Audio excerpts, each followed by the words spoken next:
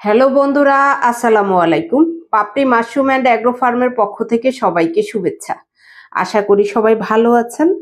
একজন শ্রদ্ধেয় উদ্যোক্তা জানতে চেয়েছেন মাশরুম চাষ ঘরে পিঁপড়া মারার জন্যে পিঁপড়া মারার বিষ স্প্রে করা যাবে কিনা। দেখুন, মাশরুম খাবার জিনিস, এটাতে আপনি এত ভয়ানক জিনিস কেন স্প্রে করবেন? বিষ তো বিষই। সেটা আপনি যখন স্প্রে করবেন বাতাসেও মাশরুমের গায়ে চলে যেতে পারে। এ ধরনের ঝুঁকিমূলক কোনো প্রকার জিনিস মাশরুম চাষঘরে ব্যবহার না করাই ভালো।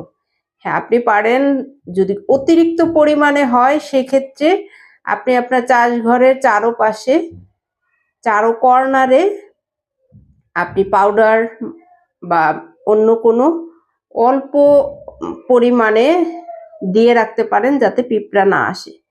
কিন্তু যখন আপনি বিষ স্প্রে করবেন তখন সেটা যদি আপনি অনেক দূরেও করেন, বাতাসে সেটা মাশরুমের গায়ে চলে আসতে পারে। এ বিষয়টা আপনাকে বুঝতে হবে নিজের সিম্পল সেন্স থেকে, কারণ আপনি একটা করতে গিয়ে আর একটার যাতে ক্ষতি না হয় সেই বিষয়টা আপনাকে মাথায় রেখেই মাশরুম চাষ করতে হবে।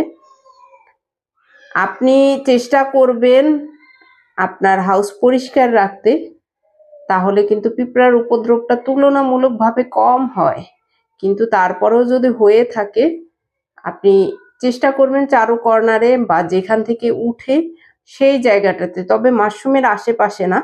যেখানে আপনার মাশরুমের স্পুন অথবা সিলিন্ডার থাকবে তার আশেপাশে যাতে না হয় সে বিষয়টা আপনাকে মাথায় রাখতে হবে। আর নিম পাতার পানি স্প্রে করলে তো অনেকাংশেই কমে যায়, কারণ এটা তেতো ভাব থাকে। তেলাপোকা বলেন, পিঁপড়া বলেন, এগুলো অনেকাংশেই কমে যায়। আশা করি ভিডিওটি দেখে উপকৃত হবেন। ভালো থাকুন, সুস্থ থাকুন এবং নিজ ঘরে ঘরে মাশরুম চাষ করে নিজের পুষ্টি চাহিদা মিটিয়ে তুলুন। ভালো থাকুন। আল্লাহ হাফেজ।